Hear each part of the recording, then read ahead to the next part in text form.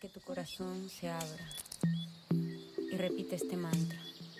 Estoy bien, estoy bien, estoy bien. Buongiorno bellezza, sono Holly Moon e ti do il benvenuto a questo spazio chiamato Astrodee, nel quale esploreremo insieme i 7 archetipi femminili delle dee greche. Per me ha un grandissimo valore perché ho origini greche e fin da bambina ho avuto sempre un po' la curiosità e la passione riguardo a questi personaggi e non nego il fatto anche una certa forma di aspirazione a diventare una di queste dee, anche se in realtà mi sono sentita sempre più pollo un combina guai. Comunque, a parte questo, tutto è nato da appunto questa passione, questo ricordo atavico dentro di me delle idee greche, delle mie origini, ma soprattutto la voglia di interrogarmi e conoscermi meglio. Interrogarmi, conoscermi e imparare ad accettarmi, perché quello che è stata la mia vita fino ad oggi è stato un non interrogarmi su chi fossi perché non c'era spazio per me, non mi sentivo abbastanza, non mi sono mai sentita all'altezza di qualcosa, ho sempre cercato di spingermi oltre ogni limite, ma senza avere un appagamento finale. E ritrovarmi invece negli archetipi delle idee, gli archetipi sono coscienze universali che abbiamo riguardo a certi aspetti della personalità e della psiche umana, mi ha fatto sentire molto più connessa al mio essere umano, al mio avere dei limiti e non sentirmi per forza completamente sempre sbagliata. E poi cosa è successo? Perché è arrivato Astrodee? Perché fin da giovane, fin da piccolina, mi sono sempre appassionata all'astrologia, non in maniera profonda, non sono un'astrosofa o astrologa, non ho grandi competenze, però una certa affinità e passione con l'astrologia e lo zodiaco.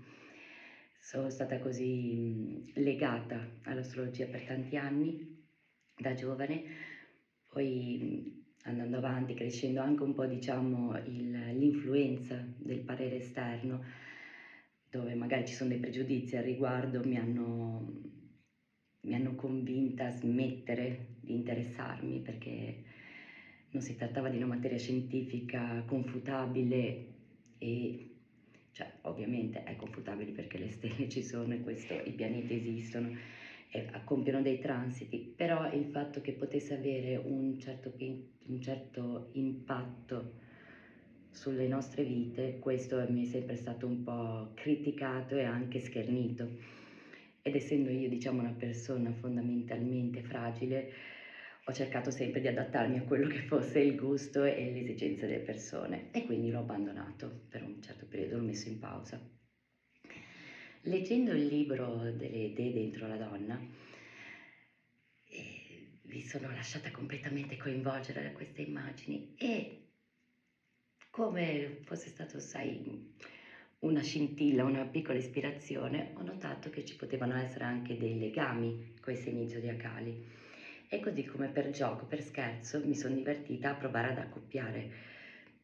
Soprattutto è stato interessante perché questo è successo nella completa spontaneità e naturalezza, perché non è stato costruito. È stato come incontrare una dea in quella stagione e rispecchiava. E da lì allora giocando ho provato a farlo anche con le altre dee e secondo il mio punto di vista ha funzionato. Io uso questi archetipi e questa connessione tra gli archetipi delle dee greche femminili e l'astrologia non per avere delle risposte, perché purtroppo queste io non le ho, non le posso dare, non per gli altri e neanche per me stessa, ma semplicemente per accompagnare questo viaggio di scoperta interiore e magari concedermi anche il fatto di essere un po' più gentile e morbida nei miei riguardi. Bene, sono molto contenta quindi di iniziare a condividere con te quelle che sono le mie intuizioni riguardo a queste idee.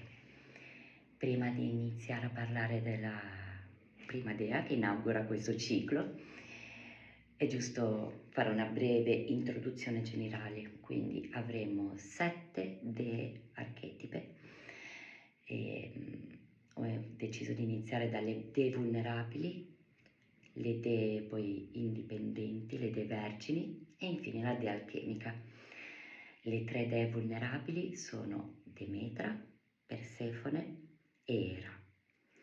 Le dee vergini sono Artemide, Estia e Atena, mentre la dea alchemica è Afrodite.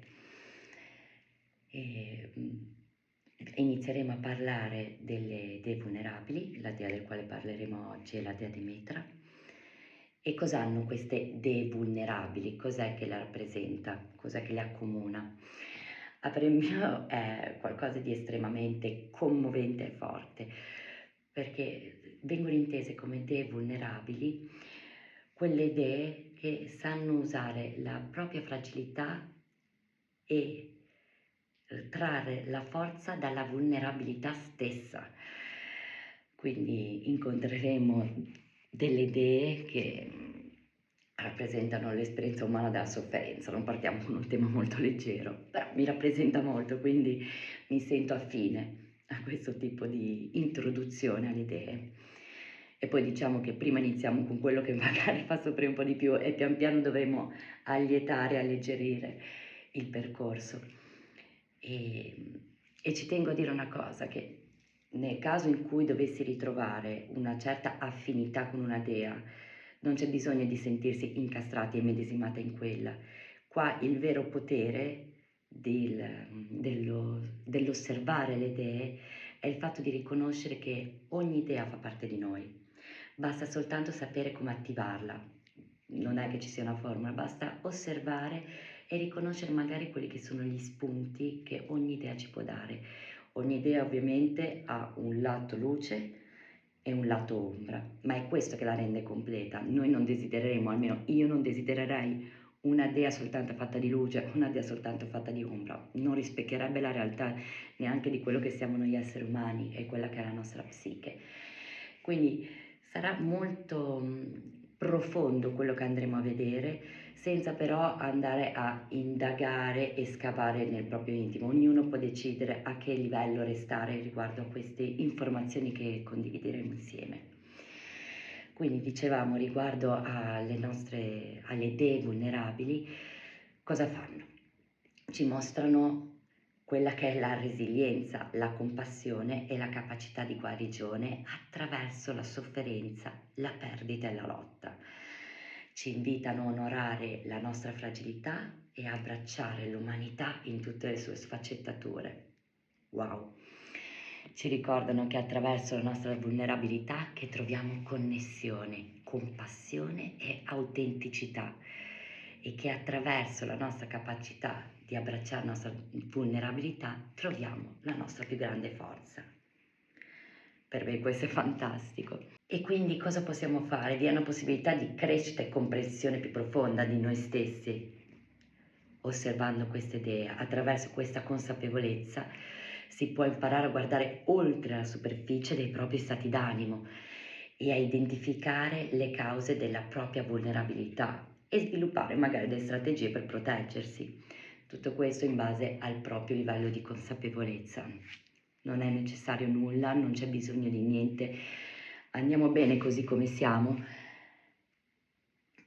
e va bene, è soltanto un continuare a proseguire il nostro viaggio e magari osservare un punto di vista differente.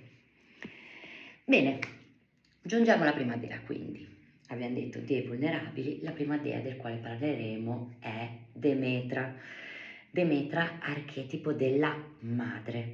Mi tocca tantissimo perché io sono mamma, una neomamma, mio figlio ha 5 anni e mezzo adesso, però mi sento ancora all'inizio di questo nuovo viaggio. Demetra, ragazza, sono felicissima di mostrarti il disegno che ha fatto la mia amica Claudia. Qua, come possiamo vedere, Demetra, dea, archetipo della madre, del nutrimento, dea dell'abbondanza. Infatti lei in mano tiene le spighe del grano, quindi a rappresentare la fertilità della terra, a quanto sia abbondante, a quanto possa nutrire e darci sostegno. Lei è una donna molto potente, una dea molto interessante, e adesso poi con estremo piacere ti leggerò magari quella che è la sua storia. E giusto per spiegarci perché le stiamo chiamando Astrodee, non solo Dee, la dea Demetra io ho scelto di connetterla al segno del Toro. Tra l'altro stagione nel quale siamo adesso, il Toro è un segno di terra, è un segno molto connesso alla natura e alla madre terra. Anche lui ci riporta a quei temi di abbondanza e valore del sé. Si trova nella seconda casa, che appunto sono i valori più terreni, diciamo, anche quelli, gli aspetti economici della nostra esistenza, della nostra vita. E ho trovato molto affinità fra questa dea e questo segno zodiacale. Adesso avrei voglia di leggerti quella che è la storia di Demetra, perché il libro qua parte dalle dee vergini e poi fa vedere le dee vulnerabili. Però come ti spiegavo, anche io proprio ho iniziato a leggere il libro dalle dee vulnerabili, molto particolare per me. Di solito sono una persona molto diligente, che parto sempre dall'inizio, invece è stato anche particolare il modo in cui mi sono connessa a questo saggio. Non ho voluto attuare il mio solito schema, è stato molto più spontaneo e fluido il modo in cui ho esplorato questo libro. Bene, allora possiamo iniziare. Demetra, molto importante ricordarsi che Demetra è l'archetipo della madre, quindi la sua storia è legata al suo ruolo di madre, quindi sentiremo parlare di sua figlia Persefone. Persefone stava accogliendo fiori su un prato con le sue compagne e quando venne attratta da un narciso di straordinaria bellezza. Quando si fu avvicinata per coglierlo, il suolo le si spalancò davanti. Dalle profondità della terra emerse Ade sul suo carro d'oro tirato da neri cavalli. L'afferrò e sprofondò nuovamente nell'abisso, veloce come ne era venuto. Persefone lottò e gridò perché Zeus la soccorresse, ma non le giunse alcun aiuto. Demetra udì l'eco delle grida di Persefone e accorse a cercarla. Cercò la figlia rapita per 9 giorni e 9 notti, per tutto il mare e tutta la terra. In quella ricerca disperata non si fermò né per mangiare, né per dormire, né per lavarsi. Un altro mito aggiunge che mentre Demetra stava cercando invano la figlia rapita, fu veduta e desiderata da Poseidone, dio del mare, che la inseguì. Lei cercò di sfuggirgli, trasformandosi in giumenta, e si unì a un branco di cavalli. Ma Poseidone, che non si lasciò ingannare da quella metamorfosi, si trasformò a sua volta in uno stallone, la individuò in mezzo al branco e la prese con la violenza. All'alba del 10° giorno, Demetra incontrò Ecate, dea della luna nera e dei crocicchi, che le suggerì di recarsi con lei da Elio, dio del sole. Elio disse loro che Ade aveva rapito Persefone e l'aveva portata nel mondo sotterraneo per farla sua sposa contro la volontà di lei. Inoltre disse che il rapimento e la violenza da lei subiti erano stati ratificati da Zeus. Consigliò pertanto a Demetra di smettere di piangere e di accettare l'accaduto. Dopotutto, Ade non era un genero da disdegnare. Demetra rifiutò il consiglio. Ora, insieme al dolore, sentiva l'oltraggio e il tradimento di Zeus.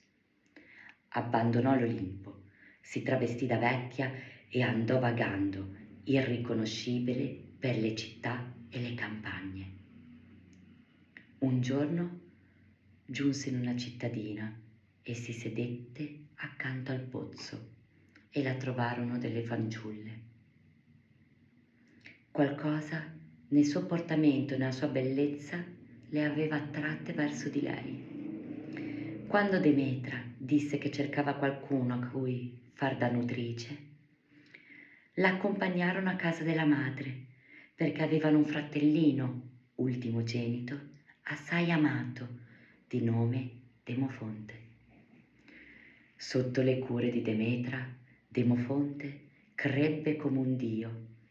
Lei lo nutriva di ambrosia e di nascosto lo esponeva a un fuoco che lo avrebbe reso immortale, se la madre non fosse entrata in scena gridando di paura per il figlio.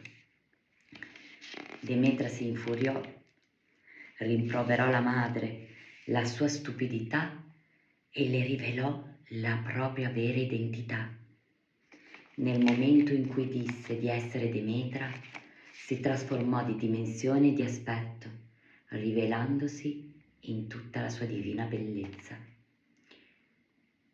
Demetra ordinò allora che le fosse costruito un tempio, vi si installò e sedette tutta sola con il suo dolore per la figlia rapita, rifiutando di adempiere alle proprie funzioni di dea delle Messi.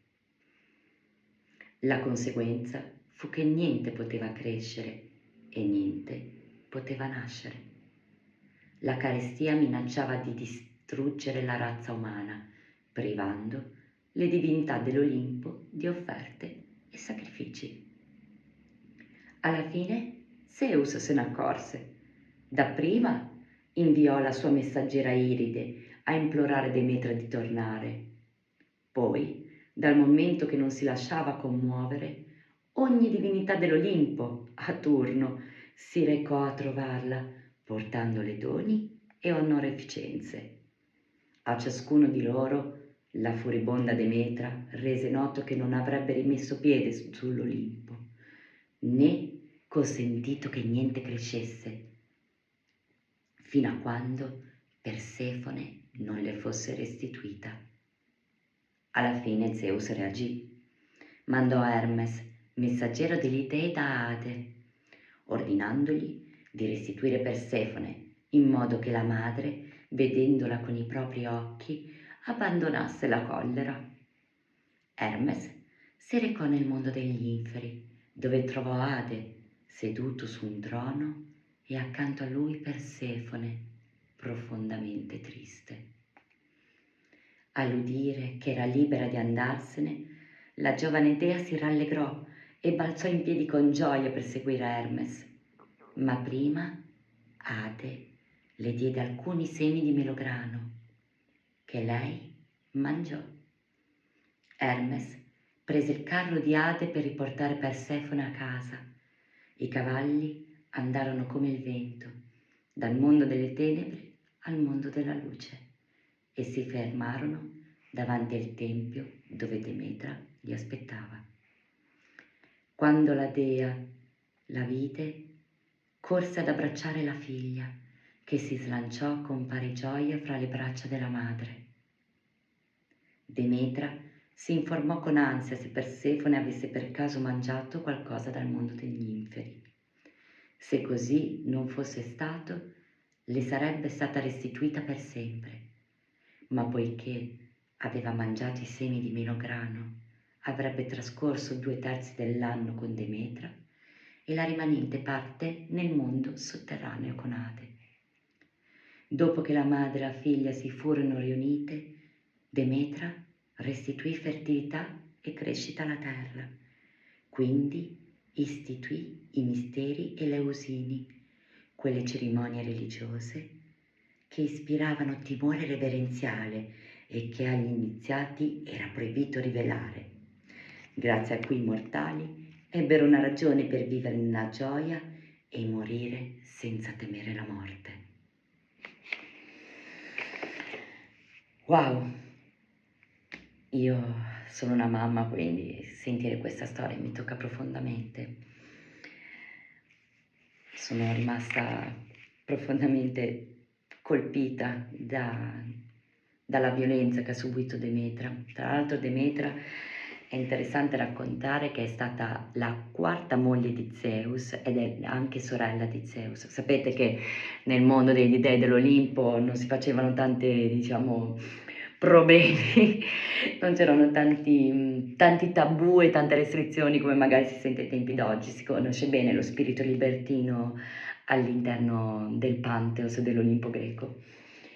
Quindi Demetra, sorella di Zeus, quarta moglie, vive questo rifiuto, questo assenteismo di Zeus come un grandissimo affronto, chiaramente, il fatto che non si interessi al fatto di prendersi cura di questa figlia. Tra l'altro Persefone è figlia di Zeus, è l'unica figlia che Demetra e Zeus hanno avuto, quindi Demetra vive il grandissimo affronto e dolore del fatto che Zeus, padre di sua figlia, non svolga il suo ruolo di padre vigile presente a difendere la figlia, mentre lei, essendo il suo ruolo, la sua realizzazione avviene nel suo nutrire la terra, le persone, nel suo accudire sua figlia, il fatto che le venga strappata con violenza dal dio degli inferi Adi, anche lui suo fratello, la rende profondamente triste e disperata.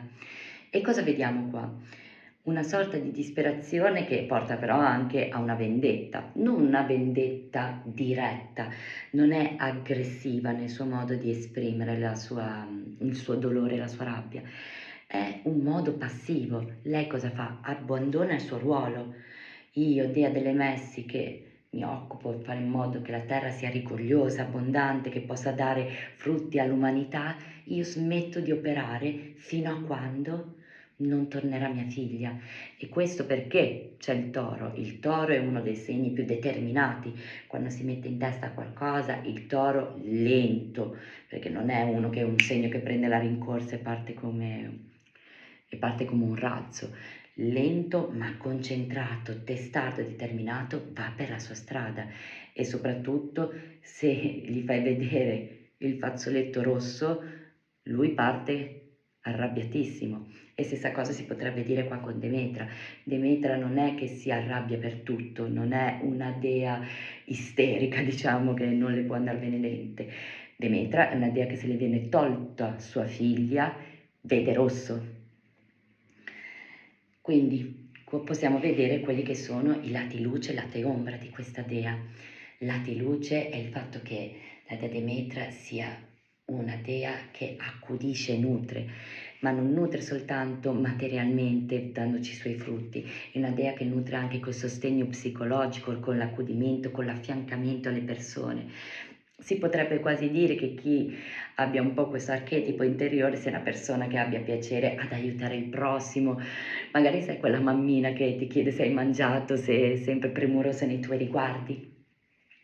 Però vediamo anche decisamente il lato ombra, ovvero quello dell'identificarsi troppo in questo ruolo, avere soltanto questa immagine di se stessa riflessa nel ruolo della madre e soprattutto il fatto che se viene toccata, viene ferita in qualche modo, il suo modo di reagire è passivo e quindi si potrebbe anche vedere una certa sorta, oggi si chiamerebbe una forma depressiva, diciamo, lei si chiude nel suo tempio, si chiude nel suo dolore, determinata nel non voler più compiere il suo ruolo e non voler più aiutare nessuno nel caso in cui non le venga restituito ciò che le è di diritto naturale, perché lei comunque è madre di Persefone, ancora adesso che sì è una fanciulla, ma è una fanciulla che ha anche l'età per poter diventare moglie.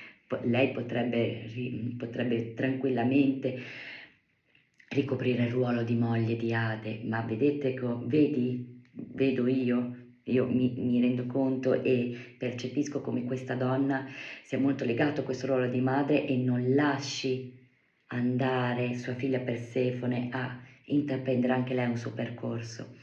E si potrebbe dire che questo è un po' più il suo lato ombra, la possessività, la gelosia nei riguardi della figlia, nel volere a tutti i costi conservarla, contenerla in un ruolo che dia soddisfazione e appagamento a lei, a Demetra.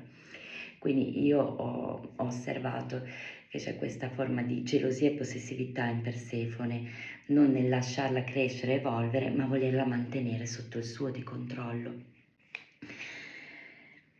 E adesso volevo vedere se ci fosse qualcos'altro che ci potrebbe ispirare, ma penso di aver detto tutto quello che io ho osservato riguardo di questa dea, la madre perseverante, perché comunque lei fino a quando Persefone non le viene restituita da Hermes, continua a non fare arrivare nulla sulla terra, e comunque vedete anche com'è disinteressata verso i propri fratelli, non è che sia soltanto malvagia verso gli uomini perché non ha dato più il mangiare, il nutrimento agli esseri umani. È stata anche molto diretta nel voler colpire quelli che erano le onorificenze e i doni che venivano fatti ai dei dell'Olimpo, quindi anche una forma di non aver paura di toccare le strutture, le convenzioni più alte. Lei per il suo scopo sa dove andare, è determinata, conosce benissimo il suo target e il suo obiettivo, soltanto che lo aggredisce, lo attacca in una maniera passiva. È il lato luce, è la sua generosità, il fatto di come lei dedichi completamente la sua esistenza nel curare gli altri, e vedere anche come la storia di Demetra sottolinei la vulnerabilità non soltanto di Demetra stessa, ma anche di Persefone. Comunque sono due dee, madre e figlia, che vengono strappate, vengono violentate. Anche la storia di Demetra in sé. Vi leggo questa parte perché è interessante proprio come Demetra stessa abbia subito non solo la violenza di essersi vista strappata alla figlia, ma il fatto che anche lei, la vita di Demetra ebbe inizio nello stesso modo funesto di quello di Era. Fu la seconda genita di Rea e di Crono, e la seconda a essere inghiottita da lui. Comunque il fatto che Demetra fosse inghiottita da suo stesso padre mi rimanda un'immagine molto forte, molto violenta. Non lo vedo come un passaggio leggero, un fluire leggero, un venire alla luce, lo vedo più come un inghiottimento nell'ombra, nell'interno. Abbiamo sottolineato questo atteggiamento, comportamento aggressivo-passivo della dea Demetra, e quindi cosa può fare questa dea, diciamo, per portare i suoi lati ombra verso una luce? Può sviluppare il suo istinto materno in una maniera sana, senza cercare di alimentare la dipendenza delle persone, sia la sua verso la figlia, ma neanche cercare di alimentare la dipendenza proprio della figlia nei suoi riguardi, quindi accettare il fatto che lei possa intraprendere un nuovo percorso. Questo è anche un argomento molto connesso al segno del toro, perché il toro, diciamo, è un segno appunto testardo, determinato, che vede molto la sua strada, e che diciamo che fatica, il suo lato ombra potrebbe essere quello di accettare un po' quelli che sono gli avvenimenti per quello che sono, senza poterne avere controllo, abbandonare un po' il controllo, è il suo key point sulla sua shadow, e il suo senso di inutilità, perché Demetra proprio sprofonda in questa grandissima depressione. Quindi cosa ha fatto? Ha incentrato tutto il suo scopo vitale nell'essere madre. Ma io mi rendo conto come mamma che anch'io ho bisogno di controllare questo lato Demetra dentro di me, perché quante volte mi sento che vorrei sostituirmi in certe scelte di mio figlio Andres, quante volte avrei voglia di dettargli la strada, quante volte avrei voglia che lui non prendesse certe strade perché possa stare il più tempo possibile con me. E ho bisogno di ricordare a me stessa che questa sì è la mia parte Demetra, e mi rende formidabile sotto 1000 aspetti, perché mi rende una mamma molto attenta, molto premurosa, piena di affetto e amore, che riconosce molto la sua felicità, il suo pagamento nel ruolo di mamma, e questo a me ha svoltato la vita, perché sono sempre stata una persona abbastanza felice, entusiasta, solare, ma da quando sei un bambino, almeno nel mio caso, io parlo della mia esperienza, essere mamma è qualcosa di fantastico, con i suoi lati ombra, anche quello, ovviamente anche quello i suoi lati ombra, ma è un'esperienza, è un viaggio che mi sta facendo impazzire di gioia, e quindi posso anch'io prendere spunto e ispirazione da questa dea per comprendere come tenere a bada la mia Dea Metra. E come lo farò in questa occasione? Lo farò accompagnandomi alla stagione in cui mi trovo, lo farò accompagnandomi alla stagione del Toro e quindi cercare di prendere quei suggerimenti che le stelle mi danno in questo momento. Il segno del Toro è un segno, abbiamo detto, abbondanza, molto connesso a Demetra, ma parliamo di quello che posso fare per alleggerire il mio stato, per sentirmi più connessa a me stessa e cercare quindi di non sconnettermi e non individuarmi troppo nell'altro, ma restare dentro di me. Questa stagione è una stagione che porta l'elemento terra, la natura. Posso stare a contatto con la natura, posso sentire proprio i miei cinque sensi esprimersi, avere contatto con essi, il tatto, il piacere, il gusto, l'olfatto, la vista, sono tutte cose che mi aiutano a essere più mindfulness, a essere qui nel momento presente e dal momento che io sono qui sto meglio perché non sono nel disagio della mia mente che purtroppo tenta troppo spesso di portarmi altrove. Posso restare qui, posso esplorare i sensi e cosa posso anche fare se voglio percepirmi un attimo più dall'interno, esplorare quello che è il mio valore. Quindi Olimpia ha un valore come madre, ma ha anche altri valori e io qua, in questo momento, ho voglia di interrogarmi su questo. Non andare a indagare, esplorare troppo, ma semplicemente conoscermi, autoscoperta, imparare ad avere un po' più di confidenza con me. E quindi mi potrò porre delle domande molto legate a quello che è il valore interiore, anche a quali sono i detti, le cose che io mi ripeto, quali sono i miei costrutti mentali, i miei valori che mi muovono, i miei principi e anche se con semplicità io mi do valore, se me lo riconosco con semplicità o se faccio difficoltà a riconoscermi che ho un valore, quali sono i miei interessi, quali sono le cose che apportano valore nella mia vita. Queste sono domande interessanti che potrò portare con me in questo mese, che mi accompagneranno. E mi piacerebbe anche tanto condividere una meditazione e un rituale che si può fare proprio per entrare in questo mood. Ciao, oggi è la festa della mamma, sono in spiaggia con la famiglia, ti porto a fare con me una pratica, si chiama, a dire il vero non so come si chiama, io la chiamo meditazione della camminata consapevole. Basterà concentrarsi semplicemente sui passi che si stanno compiendo, non serve fare chilometri, bastano pochi metri, anche fare avanti e indietro, e essere consapevole del tuo passo, quindi appoggiare bene il tallone al terreno per sentire la stabilità e la forza del toro, connesso al contatto con la natura che ci dà la nostra Dea Demetra. Quindi ti auguro una buona meditazione per quando sarà il tuo momento e ti accompagneranno il rumore delle onde come stanno facendo a me. Grazie.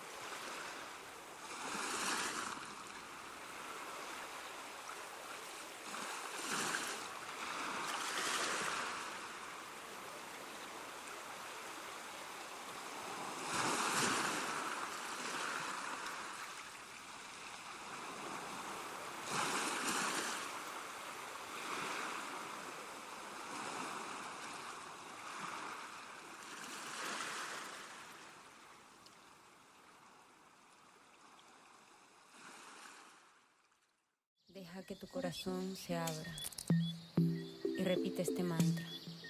Estoy bien.